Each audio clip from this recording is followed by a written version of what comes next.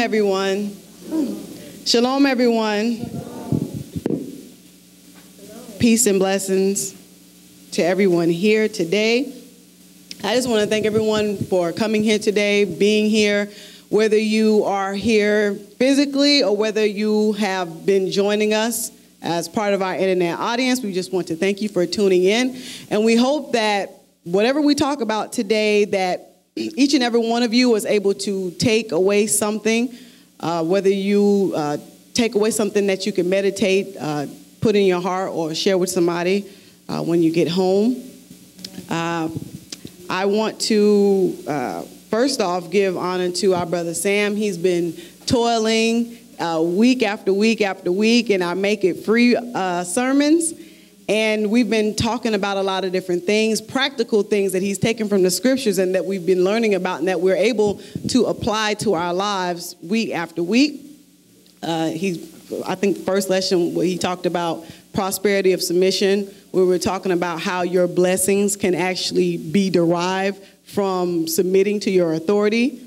We talked about God is not in control, and what that means is God is not in control of everything. You are in control of your life and your actions will cause reactions and consequences. We talked about re-evaluating the influences in your life.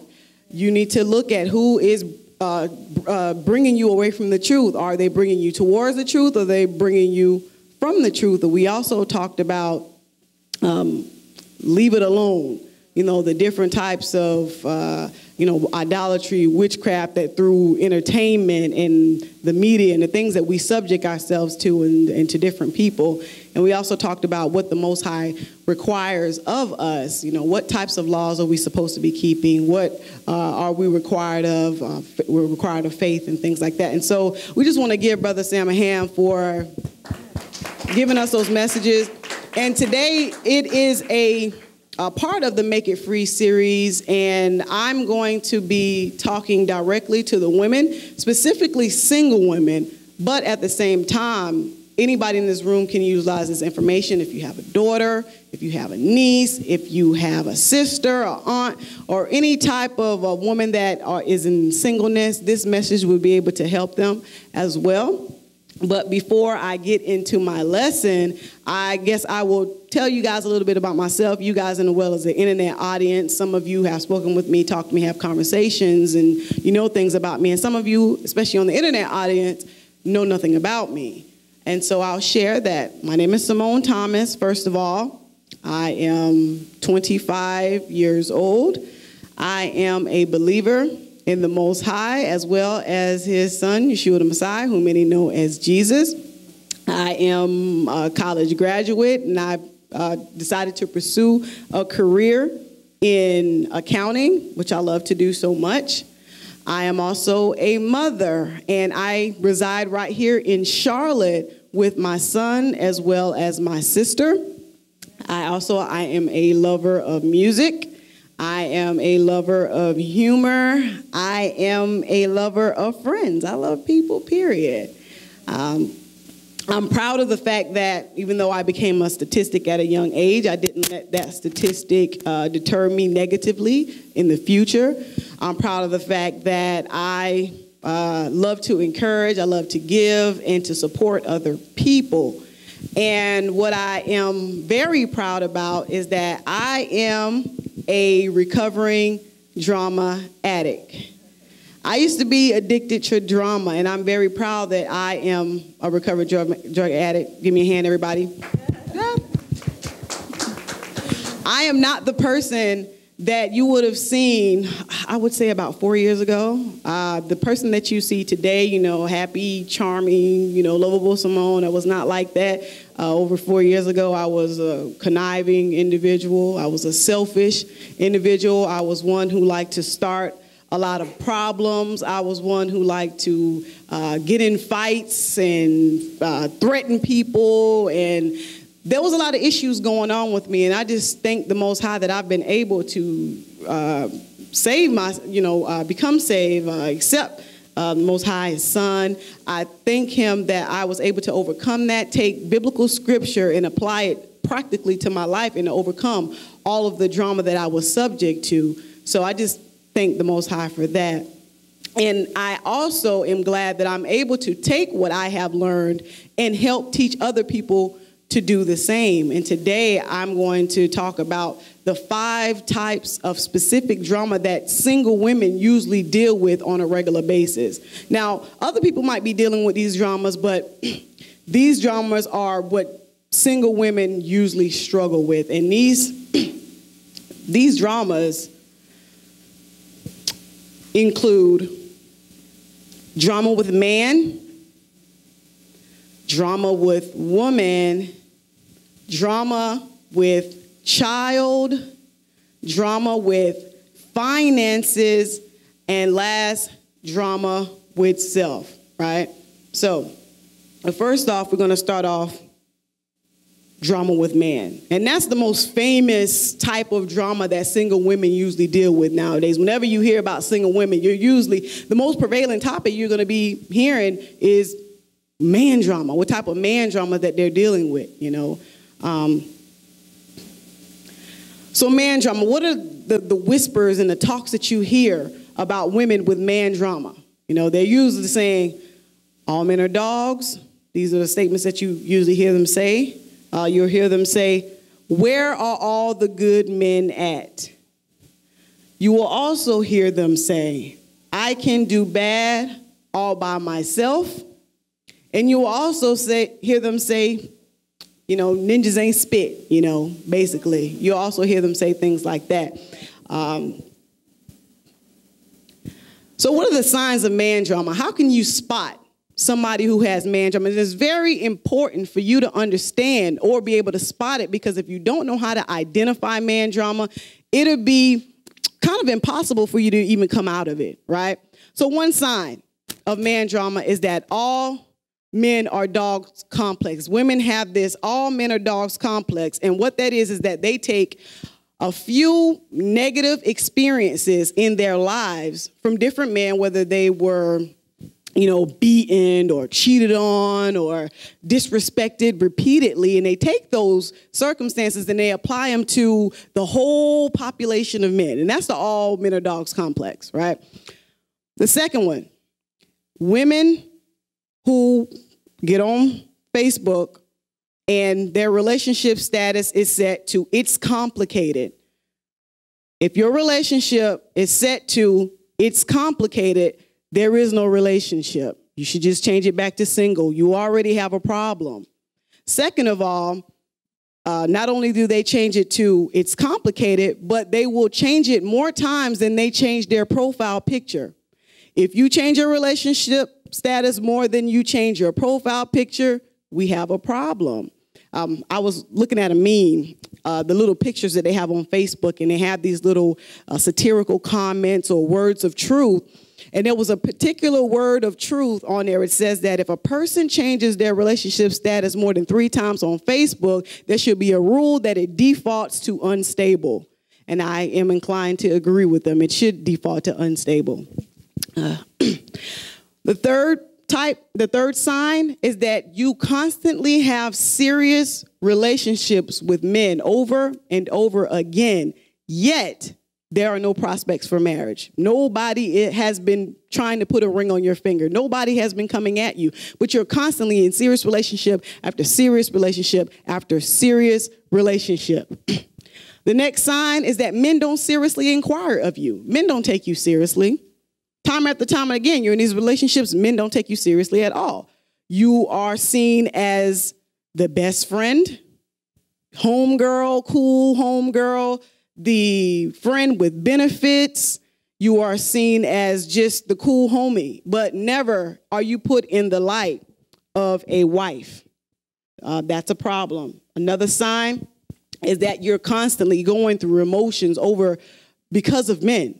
1 minute, you are seriously, intensely, have intense emotions and feelings towards a man. And that same man, the next day, you will have intense hatred for this one man. So you are on an emotional roller coaster. Another sign that you have man drama is that you have birthed children, yet you have not married the father of the child, or none of the fathers are present. And that's a key indicator that you have been involved with men that are probably unqualified for you, that you've allowed to invade your womb, but they have not decided to marry you, or you guys were not fit, or basically you gave your womb to somebody that you were not committed to. Another sign is that you begin your quest looking for the good man. This is the person that is always saying, where are the good men at? Where are all the good men? You begin your quest for him as if he's non-existent, but in reality, he's probably just running away from you, and that's why you can't find him. So those are the signs that a woman has man drama, or you might have man drama as a woman. So here are the tips to avoid man drama. How can us single women, or how could you as a man help protect or help instill wisdom into your nieces, into your aunts, your sisters, things of that nature? Number one, close your legs, right? Stop sleeping with these men. Stop giving your body, your flesh, to these undeserving, these unqualified men who have not done anything worth for you to even do that. They have not committed to you at all. 1 Corinthians 6:18 says, flee fornication, abstain from sexual immorality. All other sins are outside the body, but sexual immorality is a sin against your own body. And there have been studies about women who have sexual intercourse with man after man after man. It disrupts their bodily functions, their normal flora. Time after time, it upsets their normal yeast production. It's just not normal. Number 3, protect your heart. Stop giving your heart to these men that you have not been married to, or you are not married to at all. Proverbs 4:23 says, guard your heart with all diligence, for out of it comes the issue of life. It is very important to guard your heart as a young woman, because once you give your heart to a person, that means you're giving them your mind, you're giving them your emotions, you're giving them your will. You're subjecting yourself to that person, and that causes a certain type of drama. The next tip is to scope a motive of man. Scope the motive of the man. That is very important. Once you meet a man and you begin to form a certain type of relationship with him, you need to figure out quickly, what does he want with you? Does he want you as a friend? Does he want you for sex? Or is he looking at you for a future relationship and possible marriage? You need to figure out what type of motive, because then you will know how to deal with that man and where to put that man in your life. Whether you need to keep him around or whether you need to just get rid of him, period. The next one is don't ignore the signs.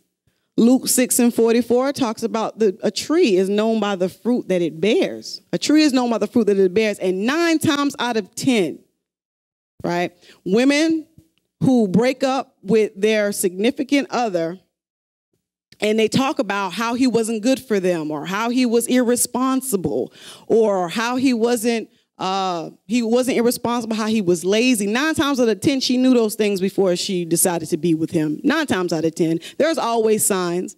You knew he was responsible when you guys were friends, when he wasn't paying his bills. You knew he was irresponsible because he got 3 different women pregnant. It is an irresponsible man. You understood that those were some issues that man had before you guys even made any type of commitment. So you can't act like you didn't see the signs. You saw the signs, but you chose to ignore them. Another one, don't compromise. I have a YouTube channel. It's called Taurus Sense, and I had a particular video. I had 2 videos. It's called I Don't Want a Boyfriend, and it talks about the reasons, 10 or 11 reasons of why I don't want a boyfriend. And the next one is I still don't want a boyfriend, and why I don't want a boyfriend. And I talk about making a list of negotiables and non-negotiables. And within your list of non-negotiables, there should be no compromise. If your list is a non-negotiable, you should not compromise on any of the stuff on that list. You say that you want a man in good legal standing. That's a non-negotiable. Don't compromise on that, because in the end, you will lower your standards and you will put yourself in a position where you would never want to be, and that's not going to be helpful to you. Investigate and evaluate. A lot of women like to get in a relationship and they're blinded by their bias about what type of man they are dealing with. They ignore all the signs, and then not only do they ignore all the signs, they do not investigate and evaluate the type of man that they're dealing with. They don't allow family members to talk to him. They don't allow brothers to talk to him, uncles to talk to him. They don't allow themselves to unbiasedly evaluate this man's behavior, paying close attention to his nonverbal cues, paying attention to the things that he says, the underlying messages that he's giving you. Listen to your loved ones. These are the people who love you. A lot of times women struggle with men or have drama with men is because they fail to listen to their mothers, their fathers, and the other people in their family that told them he's not good for you. The people that told them you can do better. The people that told you that he is not right in the head. You refused to listen to all of that wise counsel, and in the end, you ended up dealing with man drama. Right? And the last one is find your purpose. And this is very important, because if you do not find your purpose, if you don't find your purpose, I promise you a man will create a purpose for you, and you never want that man who is not your husband to create your purpose. So if your purpose is to be somebody's wife, if you say, my purpose is to be somebody's wife and to bear that man's children, you don't allow some type of unqualified, nilly-willy man to come around and define you as his bed wench. You don't do that, right? Don't allow him to define your purpose, because your purpose is much greater than that. So once you find your purpose, a man who's not your husband, he can't define that for you. So that's the tips to avoid man drama. Now we deal with drama with women. And this is you don't hear a lot of people talk about this, but I think it's very needful to talk about drama with women, because it's important for a woman to have healthy relationships with other women. The women are there supposed to support each other and to teach each other, and we're supposed to learn from one another, right? How many of you guys have ever said or have ever heard someone say, I don't like women. I don't hang with women? Raise your hand if you've ever heard a woman say that, right?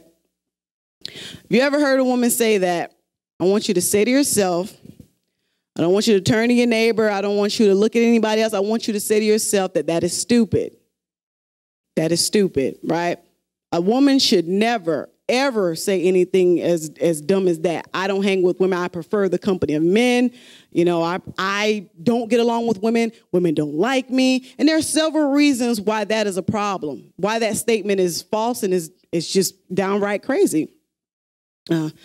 Number one reason why a woman should never say that is because you're admitting that you have the potential not to be a good wife. You're admitting that. And the reason why, you think that you're gaining brownie points with the man by saying, oh, I don't like women. I like to hang with the guys, and you think that the guys are saying, wow, she's a guy's kind of girl, or she's a guy's type of woman. She's cool. She can hang out with the guys, but he's not thinking like that. This man is more so thinking, especially if he's a man on a mission, he's thinking, she may be difficult to deal with. She may not get along with my mother. She may be difficult to get along with my female cousins, my aunts, my sister. She may cause trouble at the family barbecues. She may cause issues at the family weddings. He doesn't think, oh, that's awesome. You like to hang with guys. He's thinking you're going to have a lot of male friends, and he's not going to be okay with that.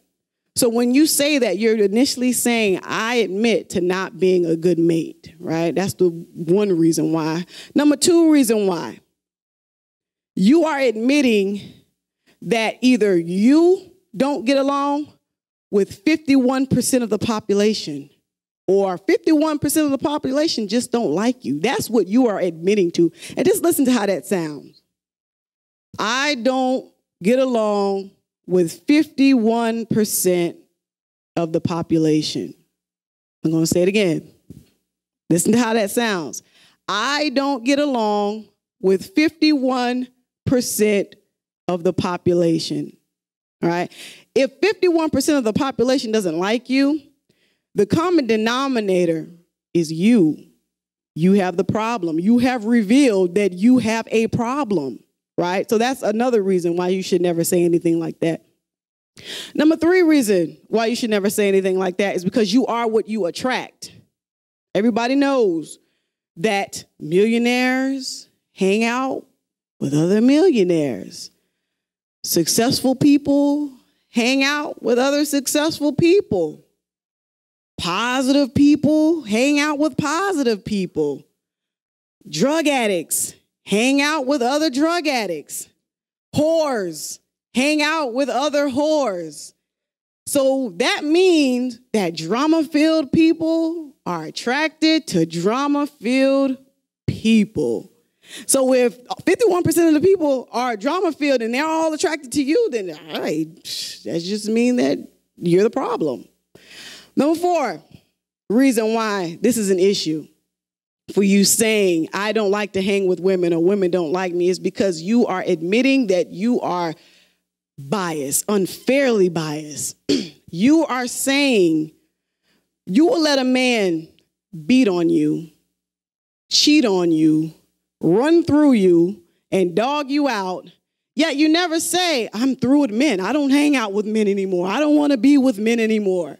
You don't say that. Even the women who say all men are dogs, she'll be with the next dog about 2 weeks from now, but she'll never say, I don't get along with men, you know. But women who don't do half the things that men have done to you, you have shut them off completely from you. But you don't shut men off. And that's the 4th reason why you should never say, I don't like to be with women. I don't like hanging with women. I prefer the company of men, right? And so, ladies, instead of thinking that you're sounding superior to other women, like you're better than other women, you actually sound inferior to other women, because only a person who does not have social skills, who does not have the rational mind, does not get along with 51% of the population. If you ever tell me that, if a woman ever tells me that, I promise you I won't trust her. I don't trust her. I keep her far away from me. You can't trust anybody that the 51% of the population doesn't like, okay? Moving on. Like I said before, woman drama, these are the things that they say. I don't hang with women. Girls hate me. I don't have female friends. I prefer the company of men. Here's the signs that you are dealing with woman drama, right? Like I said before, you make these prideful proclamations that you don't hang with women and you think it's cool. That is a sign you have woman drama. You are constantly in and out of catty verbal and physical altercations with other women, constantly, right? You are the chick on Facebook or Twitter calling out your haters. You're the one talking about all of my haters hate me, or I can't stand these chicks. They always hating on me. Just dumb, stupid, immature things. You are involved in excessive gossip about other women. You are constantly talking about what a woman is wearing. You are constantly talking about what a woman is doing. You are constantly talking about who a woman is dating. You are constantly worrying about what a woman is doing, period. If you're caught up in excessive gossip about a woman, you have woman drama. Also, women have expressed outwardly that they don't like you. They've shown contempt for you, and they're not even ashamed of it. They will tell you to your face, I do not like you. They will tell you over social networks, I do not like you. They will come to your house and tell you, I don't like you. If you have that issue going on, you have woman drama. You also go to work and you have abnormal conflict with the women on your job. It's not just a communication error through emails or anything like that. You guys are at work constantly at each other's throats, complaining about one another to the supervisors, constantly getting into insecure arguments during lunch. It's a problem. These are signs that you have woman drama. So how do we avoid woman drama? How do we get out of this mindset that women are jealous of me, or women are catty, or I don't want to be around women. Women are trouble. Number one, you should reflect upon your own shortcomings.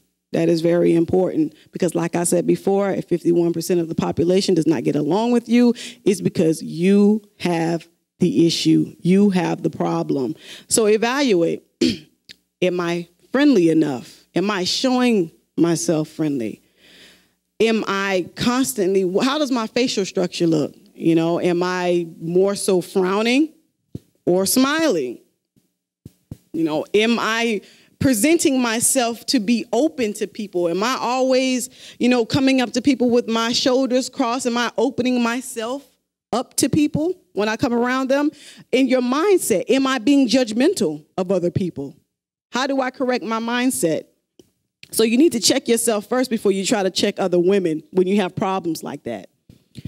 Also, you need to dismiss negative and drama-filled women that you deal with as of now. Anybody. It could be a close friend that you've had for years. If she's full of drama, you need to get rid of it.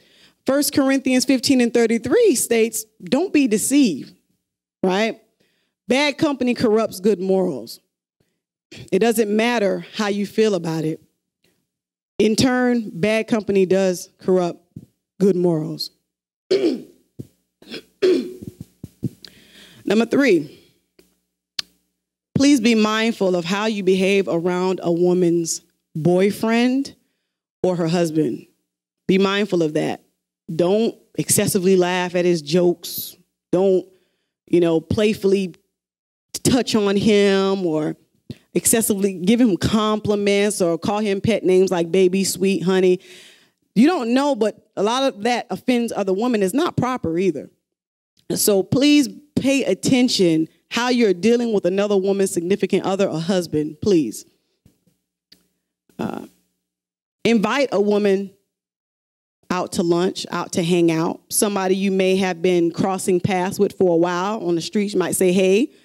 Somebody you can see at the grocery store or at your job. Make it your business to invite somebody out to lunch or to hang out with you. Somebody that you don't even know, possibly. Just go out, hang out to lunch, meet new women, and make it your business to listen to her.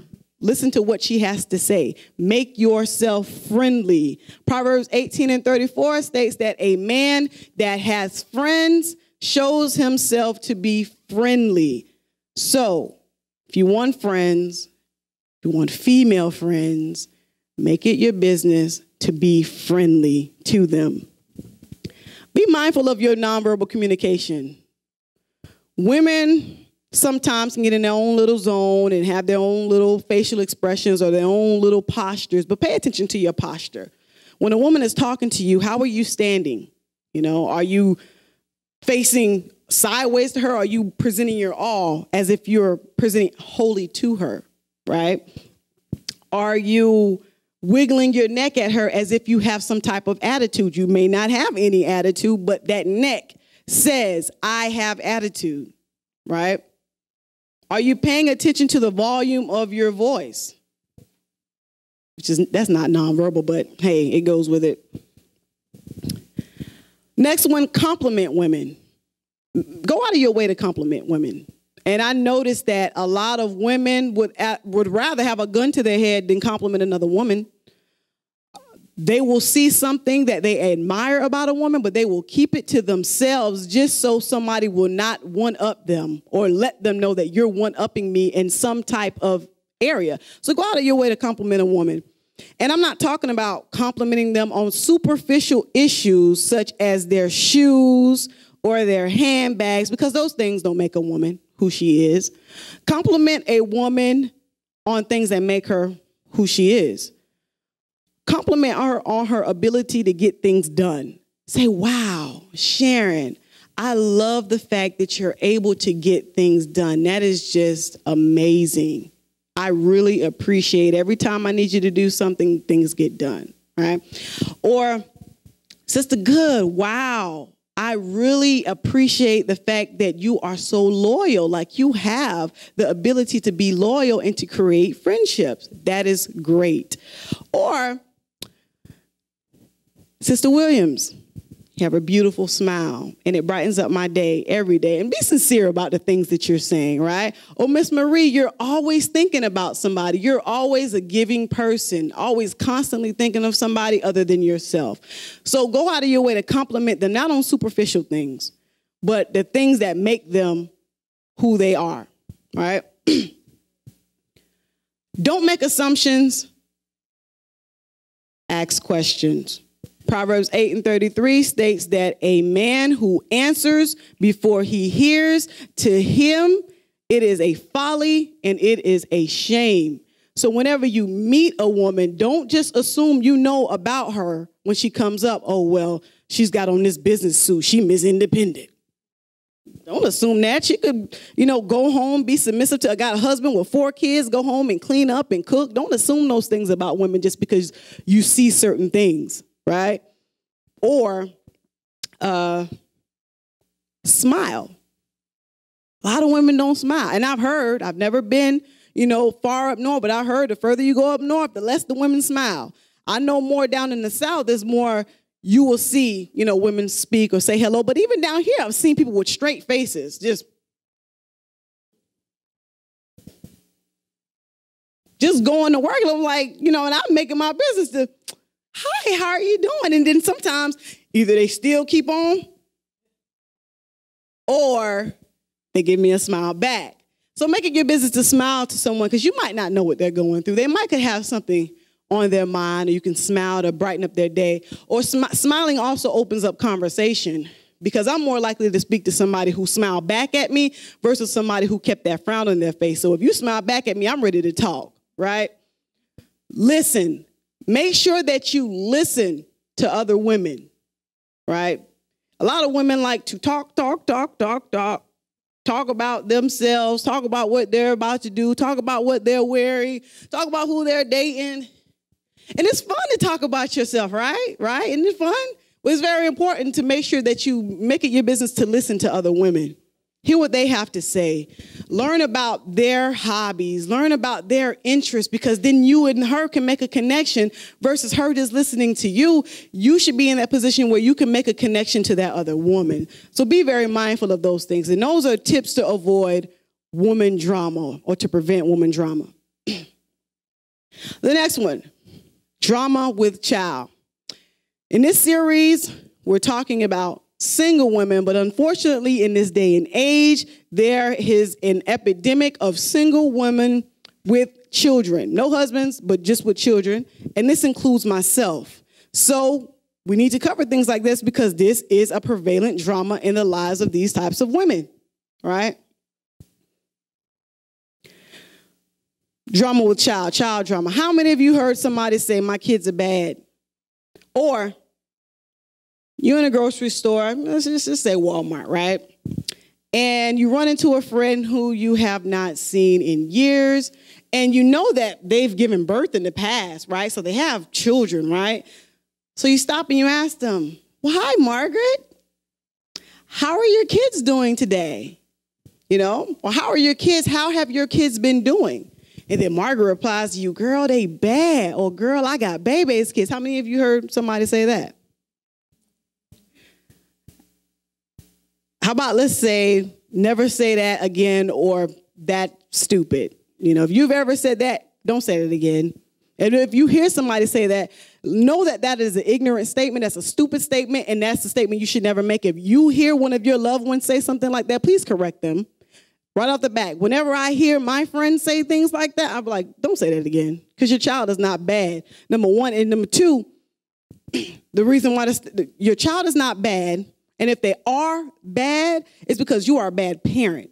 And you have revealed to me that you have bad parenting skills. You told on yourself. That's why it's a very stupid thing to say, my kids are bad. You are admitting to me that you don't know how to rear your children. Number two, the reason why this statement is horrible to make is because when your child hears they are bad, because people say this in front of their kids, I don't understand. It's so idiotic. It makes my ears bleed when I hear it. But when you say this about your kids, my kids are bad, you're saying, basically, they're internalizing this. The same way when you say, yay, you're a good boy, they internalize that. Or you're a great kid, they internalize that. Or you do this well, they internalize that and they're proud. You know, in the same way they internalize the good things, make no mistake about it, they will internalize the negativity. So stop calling your children bad and never say that in front of them again. And so the child drama, you will hear women say, my kids are bad as hell, right? Girl, I got baby's kids. Do you want my kids? And these kids make me sick. I've heard women say every single one of those things up there. And that's horrible. That should never be. And matter of fact, back in the day, I used to say that stupid stuff. That is just dumb. Never say that again. Never allow your loved ones to say that. Educate your loved ones on that. Signs of child drama. Signs of child drama would be that you have drama. If you have drama, 9 times out of 10, your child will have a certain level of drama as well. I'm going to tell you a little story. Back when I was in college, this was back when my son was probably about 3, and I was in college. They had a daycare right across the street from the school. And I could drop my son. It was like a little small preschool type of thing. And I would drop my son off at the preschool, and then I would walk over to my campus and attend classes. And it seemed like every Monday, I don't know what it was about Monday or the weekend that got my son riled up, but every Monday I had to walk over there and either spank him or chastise him brutally, right? There were times where my son he threatened the teacher one time. He threatened to cut the teacher one time. I had to go over there and get him. When she asked to take him to the bathroom, he told her if she tried to take him to the bathroom, he was going to take his belt off and beat her with it. I had to go over there for that. There was a time where he bit the teacher and drew blood. And I came over there, I'm like, oh, you really going to get it now? But you know, oh no, Miss Thomas, and she just got blood just coming all out. I don't know what she was trying to do. And there was also a time where he snatched the handlebar off of a bike and he whacked some child upside the head with it. And I had to go over there and get him. And I was like, oh my gosh, my son is horrible. Why is this happening to me? Why am I getting embarrassed? Those types of things, because it was like my kid was the only one cutting up like that at the little preschool. But I later realized I was being hypocritical of my own son, being hypocritical with him. Because while he was threatening the teacher, I was threatening adults, right? I was threatening other people, threatening to hurt them, kill them, right? While he was fighting the other children, I was fighting adults. People older than me, people younger than me, I didn't care who I fought, I was fighting. If you disrespected me, we had a problem, and I was going to get you, right? While he was being a bully, I was being a bully. So the same things that he was doing at school, I was doing in real life. When he was sent to timeout, I was sent to jail, right? It was the same type of thing. It was no different. It was just at his level. And because I had all the drama in my life, that trickled down to drama in his life. He picked up on it. He was even at a fight. I got jumped by 3 girls, and my son was in the midst of it, just there. I had no idea. I was taken off in handcuffs to jail. Didn't even know where my son was. I was afraid that he was hurt. He was trampled. It was at the basketball games. It was crowds and crowds of people, and it was because of me, my stupidity, my dumb. I actually participated in a kidnapping type of thing with my son right with me. Those types of things. He was right there with me, and it was just no type of shame of any of that. So I said it to say this: if you have drama, your child more than likely is going to have drama. right? When people look at my child, I decided to, change my life, get myself together, come to Christ. Now people look at my son, they say, oh, he's mannerable. He has respect. He's very good in school. He has good grades, all that good stuff. But you would never think that he came from that at all. I have to tell people that that's where my son came from, and that's where I came from. Right? If you have to discipline and correct your child with violent threats, and it consists of you screaming, you have a problem. You have child drama. There should be no reason why you have to scream at your child consistently, and there's no reason why you have to threaten your child violently. Always threaten your child with violence. I'm going to beat you.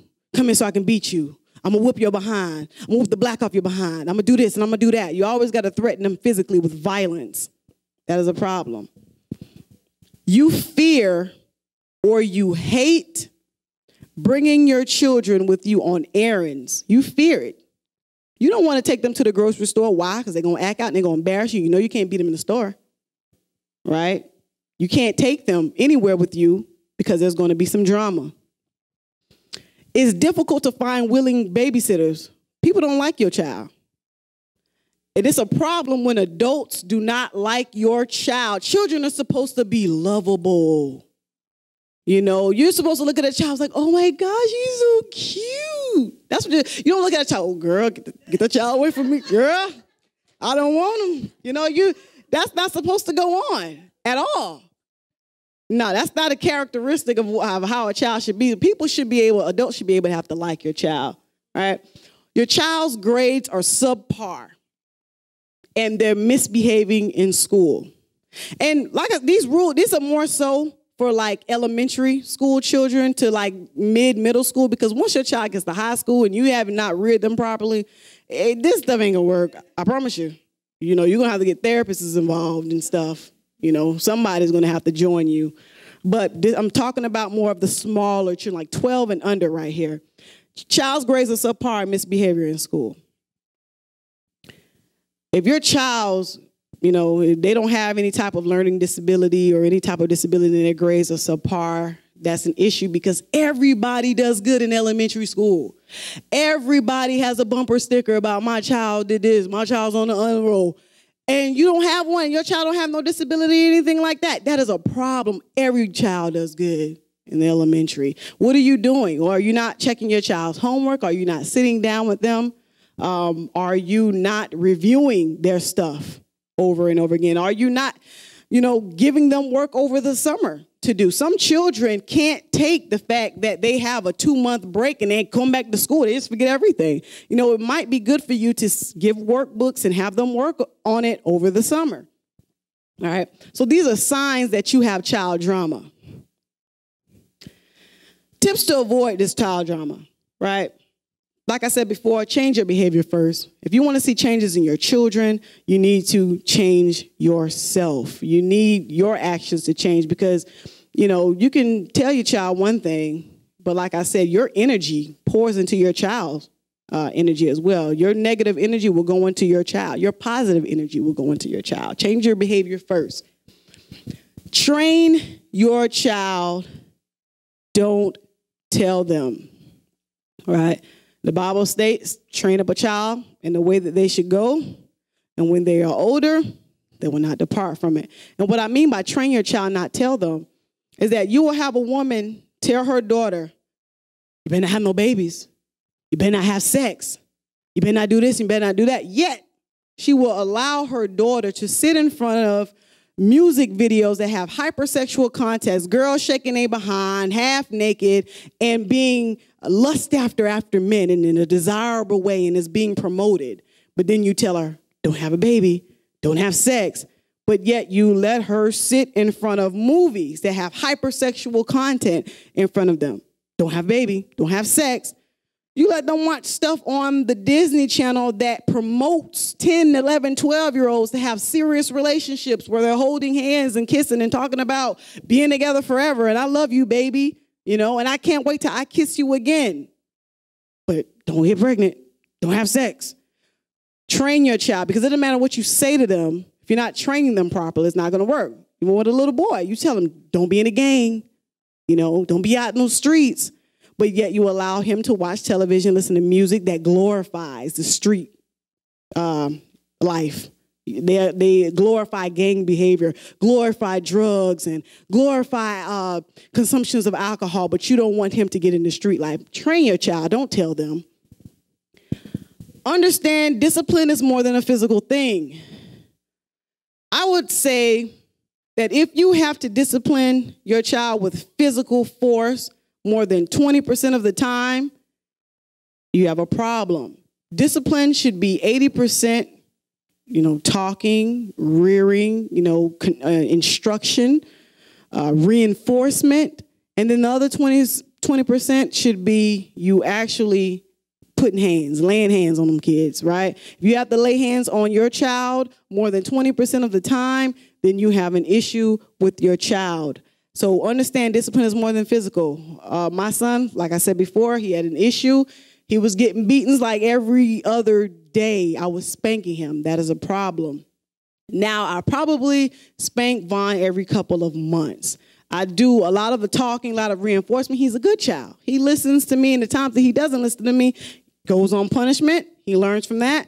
And like I said, he doesn't get spanks, but every couple of months probably. Stop the provocation, right?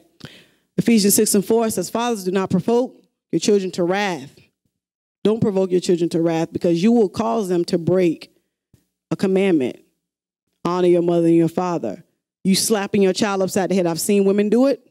Slap their children in the head, punch their children in the head, kick them, call them stupid and ugly, and all these other types of insults, and provoke their children, because you can do that as long as they're young now. But once they start getting older, start getting meat on them bones, they might knock you down. Your daughters might end up slapping you around, calling you ugly and stupid.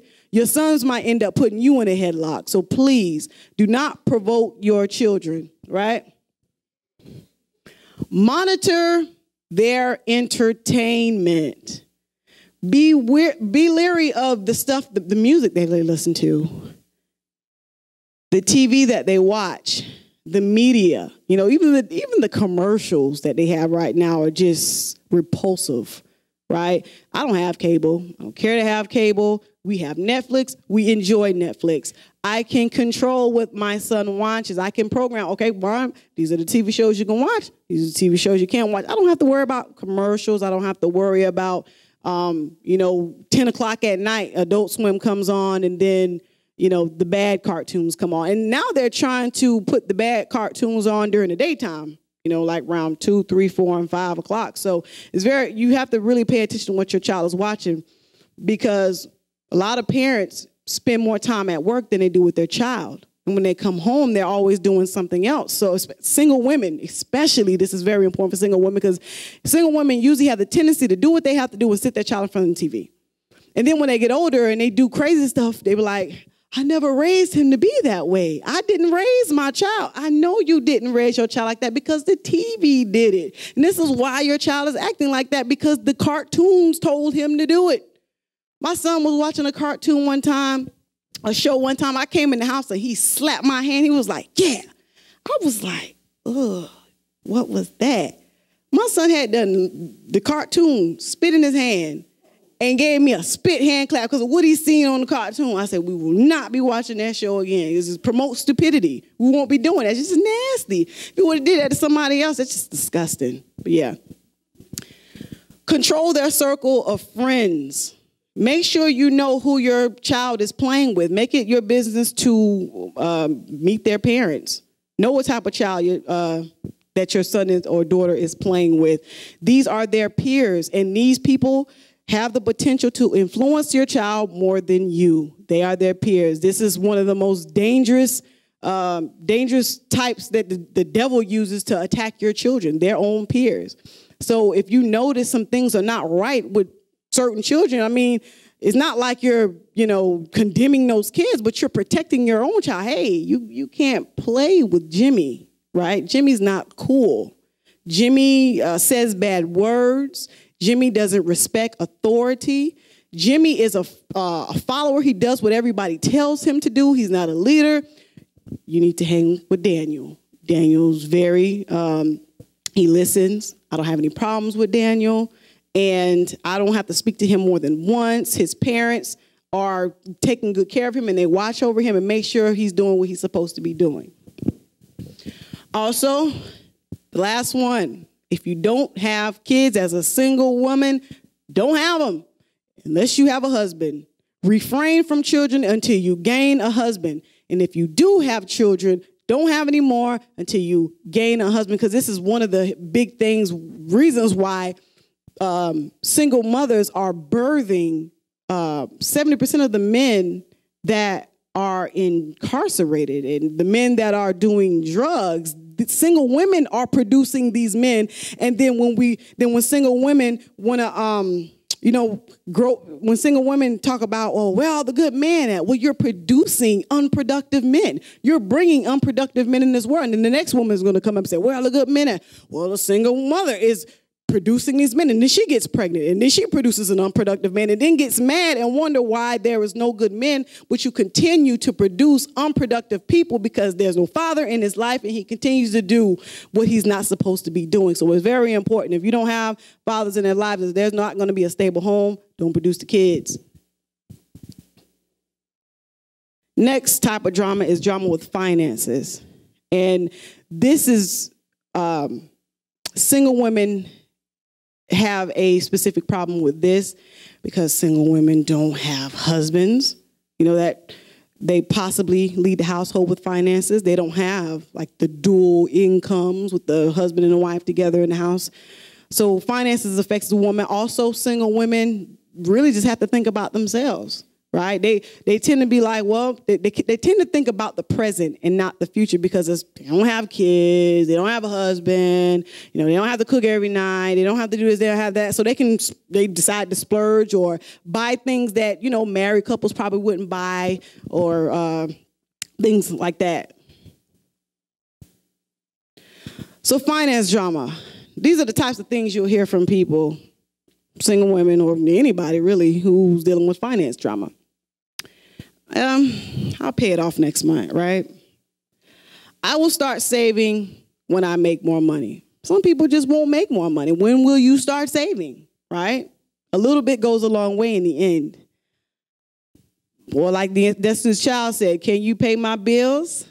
Can you pay my telephone bill? Can you pay my automobile? Then maybe we can chill. I don't think you do. Also, the last one, YOLO. How many of you heard the term YOLO?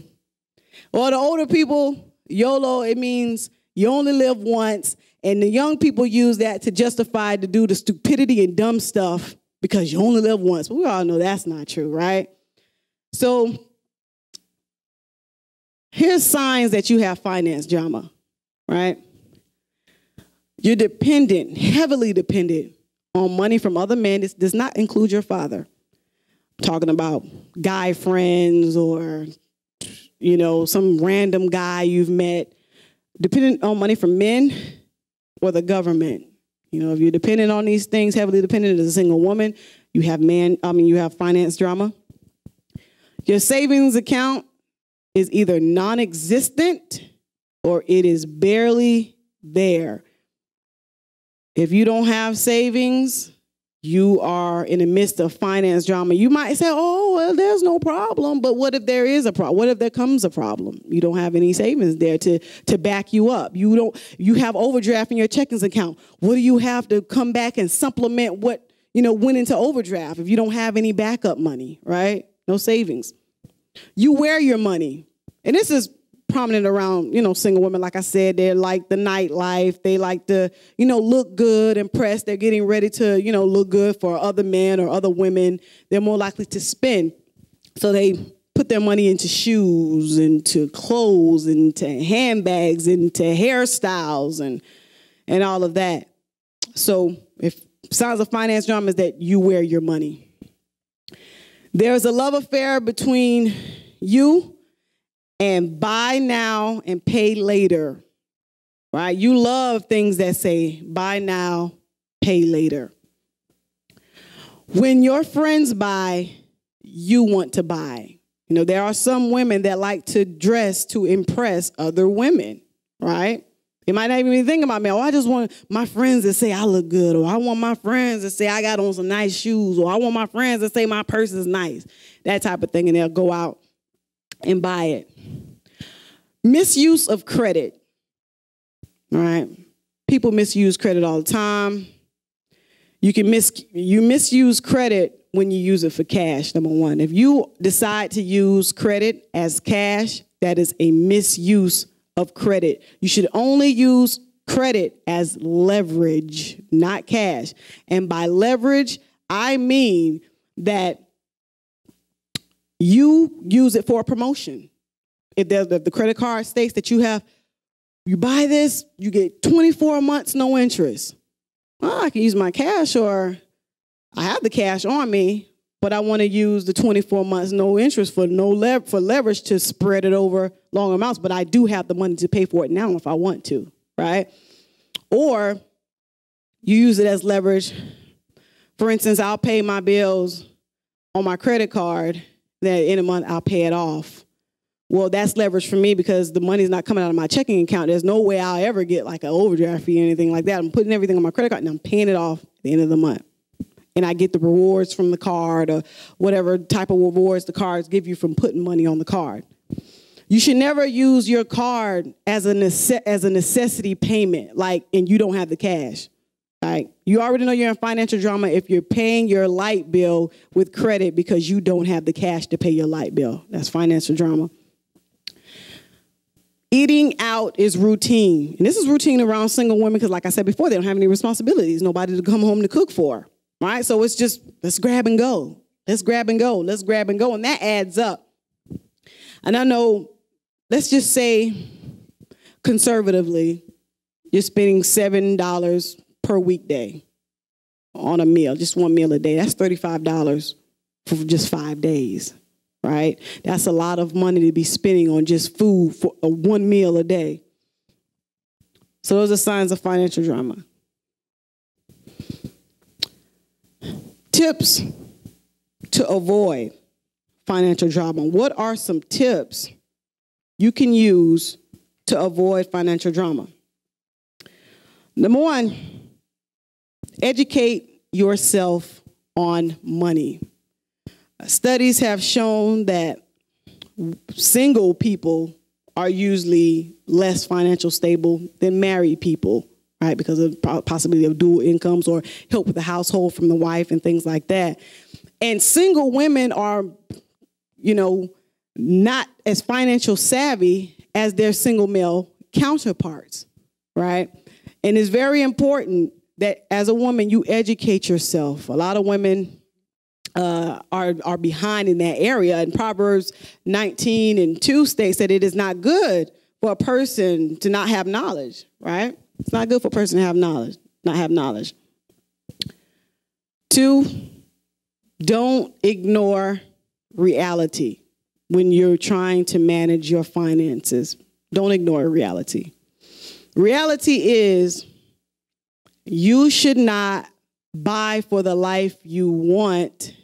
You should buy in mind of the life that you already have, right? So buying Michael Kors purses should be out of the question when you make $30,000 a year. You shouldn't be buying. You buy a knockoff if you want, but you should not be buying real Michael Kors purses. That's not the life you have. That is the life that you want. You want to be successful, that's no problem. You want, in the future, you want to buy a Michael Kors purse?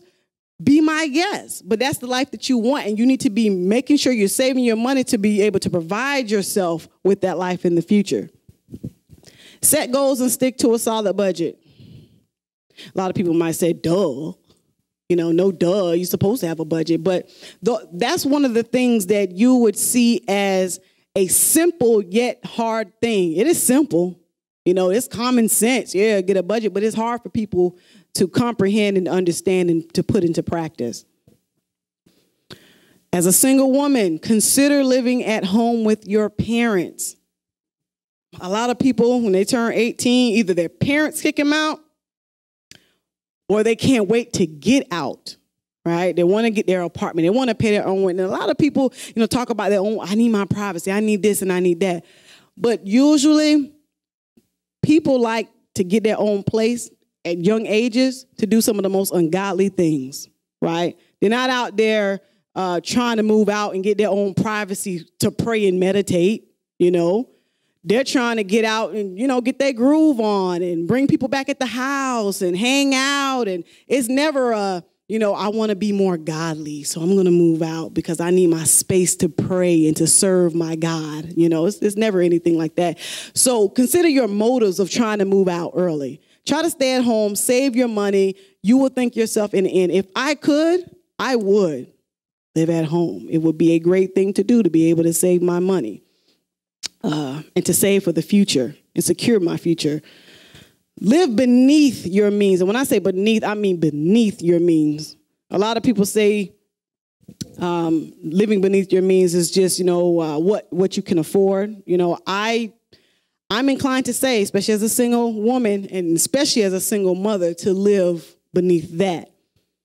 There are calculators online that you can use. You can put your income in. Tell them how much you make and, how much is your gross and how much is your net. And you can put it in and it tells you at this amount of income, you can pay this amount of rent. You can afford to pay this amount of rent. You can afford to pay this car payment. You can afford to do this and do that.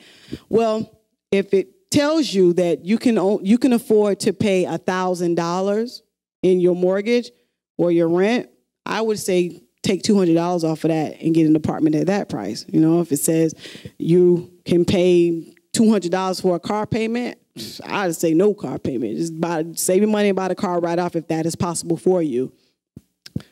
So live beneath your means. Avoid impulse purchasing. Women can be very emotional creatures and can get giddy about various items. New things coming out on sale. Emotions start. And you have to have it. You got to have it. It's on sale. I want to get it, right?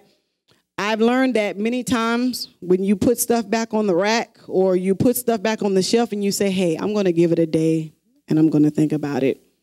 Usually you don't really have that same emotion the next day. And so you won't go out and impulse it. If it's that good of a product, if it's that good of a dress or whatever, you can go back and get it later, but just go home and give yourself time to think about it. And some of y'all need to pray about purchases, right? Some of y'all need to ask the Most High, please guide my mind when I go out there and I purchase these items. Don't let me try to get into debt quickly than I should be, right?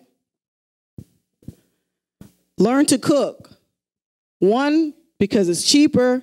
2, because it's a good thing to have, especially if you want to be somebody's wife one day. Learn to cook. You will learn that it is cheaper to cook than to go out to eat every day. Start an emergency account.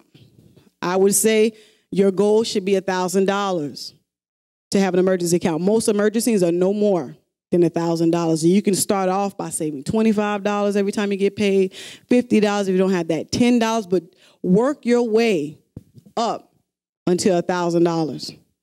If you have to do direct deposit and you don't see the money at all, it goes straight from your check to your deposit to your savings account, and it's there in the emergency savings account. I already talked about that. That was like, don't ignore reality, but buy based on the life you have and not the life you want. Avoid men who are not financial savvy. Right? Don't try to start serious relationships with men who are financially irresponsible. One negative outcome of that will be that the man will lead you to start buying irresponsible, or you might feel inclined to buy irresponsible. Or 2, he will irritate you.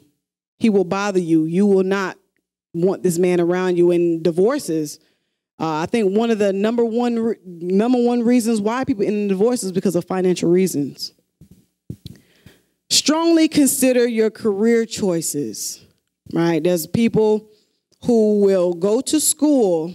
They will go to an Ivy League school or a private school and come out with $80,000, $100,000 in loans, but majored in writing or being an artist. Like, consider your career choices. If you have to go into debt of $100,000. Make sure you're making a doctor's salary or lawyer salary or something like that. But don't go into debt of $1,000 just to paint some pottery and barely get paid, right? Consider your career choices. Even if you say, I don't want to work for anybody, I want to work for myself, I want to go into business for myself. Well, you need to make sure you know what the market wants, what people want. You know, you don't go into business to shine light bulbs and you think that that's going to be a good business. Make sure that you look towards the future on what's going to be hot and popping in the marketplace. Also, invest in yourself. With all the saving you do, with all the budgeting, you need to make sure that you set aside money to treat your own self to prevent deprivation.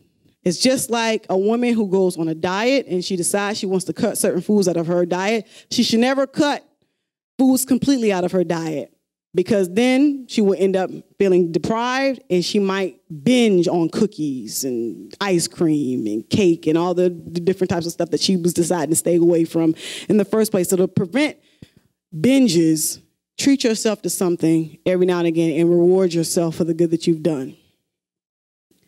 And that's tips to avoid financial drama. The last type of drama is drama with self, right? And this is the most important type of drama. And the reason why this is the most important drama is because if you have drama with self, you have drama with men. If you have drama with self, you're going to have drama with women. If you have drama with self, you're going to have drama with your kids. If you have drama with yourself, you're going to have drama with your money. So if you get rid of the drama with yourself, all the other things will come full circle, right? So somebody who has self-drama, they'll say things, defeating things like, don't blame him, I deserved it.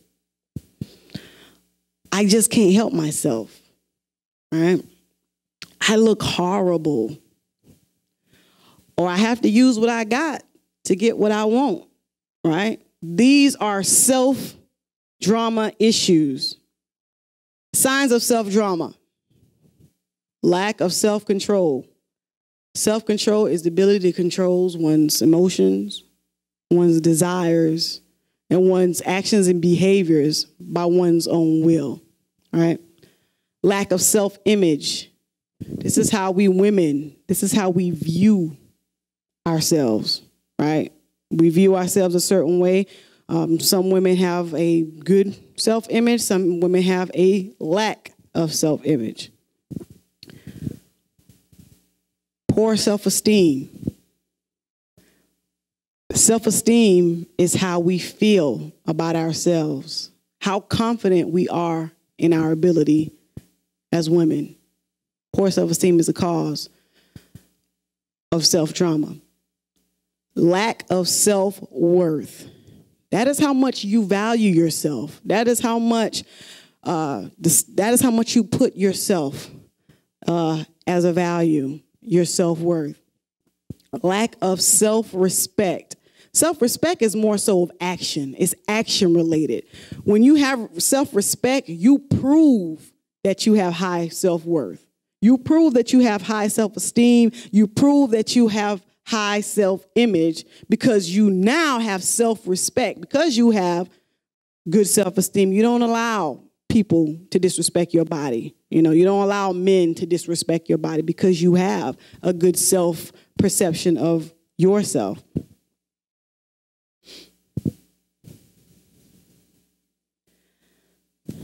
Tips to avoid self-drama.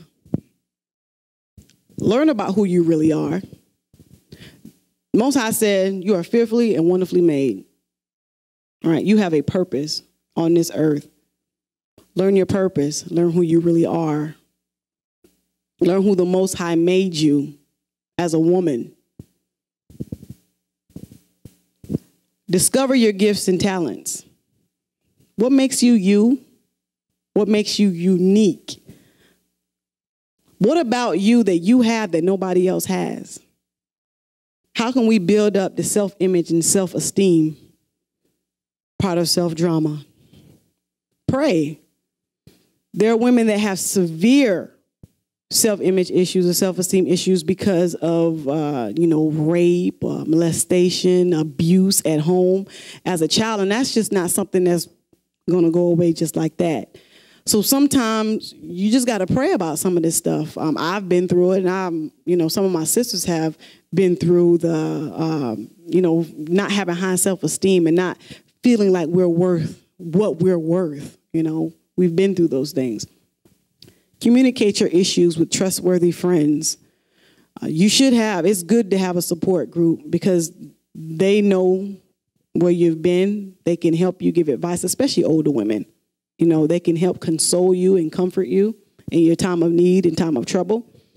Turn off the media, reading the magazines, watching these music videos. Turn it off because these people are putting before you images, unrealistic images that you won't meet and they won't ever meet because they're photoshopped. So don't pay attention to that because they won't even meet those images. Don't pay attention to that. Focus on you and making yourself the best that you can be. Don't try to be a Photoshop image. Don't try to be a Barbie. Be you. Slash unrealistic expectations, right? Don't set unrealistic high expectations because your self-esteem will be lowered when you cannot execute them. You say you're going to lose 20 pounds in 2 weeks. That's unrealistic. If you don't reach that goal, your feelings are going to be hurt. You don't want that. A more realistic goal will be to say, I'm going to lose a pound every 2 weeks, 2 pounds every 2 weeks. That's more of a realistic goal, so you won't hurt your own confidence. Make friends with confident people. Like I said before, you are what you attract. Right? You want to make friends with people who can rub off on you, who can send confident energy to you. You want people who can give you advice on how to become. You want people who you can emulate in a positive way. Being around women who are insecure will promote insecurity in your own self. You got women, I'm fat or I'm ugly or I'm stupid. And then you're inclined, well, what does that make me? Like, am I fat, am I ugly, am I stupid? Those types of things. Exercise. Exercise improves your appearance.